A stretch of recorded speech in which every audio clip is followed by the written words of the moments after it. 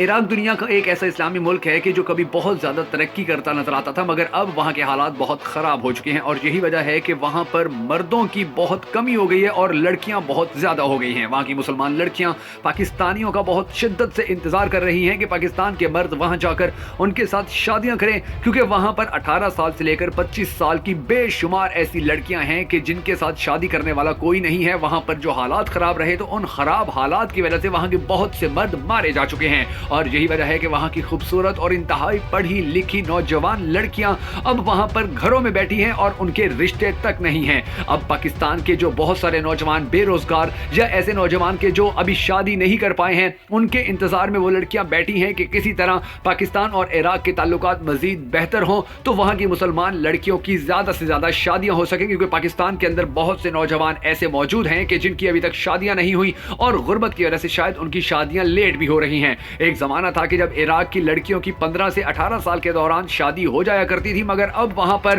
کیونکہ مردوں کی کمی ہو چکی ہے اور وہاں پر مسلمان مرد تو ویسے ہی بہت تھوڑے رہ گئے ہیں، تو اس کی وجہ سے اب وہاں کی لڑکیاں جو ہیں وہ صرف پاکستانی نوجوان لڑکوں کا انتظار کر رہی ہیں کہ پاکستان کے نوجوان لڑکے ان کے ساتھ شادیاں کر کے ان کو پاکستان لے آئیں یا وہیں پر ہی رہیں اور ان کی زندگیاں آسان بنا سکیں۔ ناظرین، یاد رکھیے گا کہ عراق کے اندر پچھلے کچھ عرصے کے دوران جو خانہ جنگی رہی تو اس کے نتیجے میں بہت بڑی تعداد کے اندر نوجوان اپنی زندگیوں سے ہاتھ دھو بیٹھے، اور اسی کے نتیجے کے اندر وہاں پر نوجوان اور انتہائی خوبصورت لڑکیاں اب کنواری بیٹھی ہوئی ہیں اور ان کے ساتھ شادی کرنے والا کوئی نہیں بچا ہے۔ ایک محتاط اندازے کے مطابق عراق کے اندر اگر 10 نوجوان لڑکے ہیں تو ان سے شادی کرنے والی لڑکیوں کی تعداد 90 سے 100 کے درمیان ہے۔ اب آگے آپ خود اندازہ لگا لیجئے کہ وہاں پر لڑکیوں کو کتنی زیادہ مشکلات اور ان کے والدین کو کتنی زیادہ پریشانی کا سامنا کرنا پڑتا ہوگا۔ اگر پاکستان اور عراق کے تعلقات مزید مضبوط ہو جاتے ہیں اور دونوں ممالک کے درمیان آمد و رفت کے سلسلے بھی اچھے ہو جاتے ہیں تو اس میں کوئی شک نہیں کہ پاکستان کے بہت سارے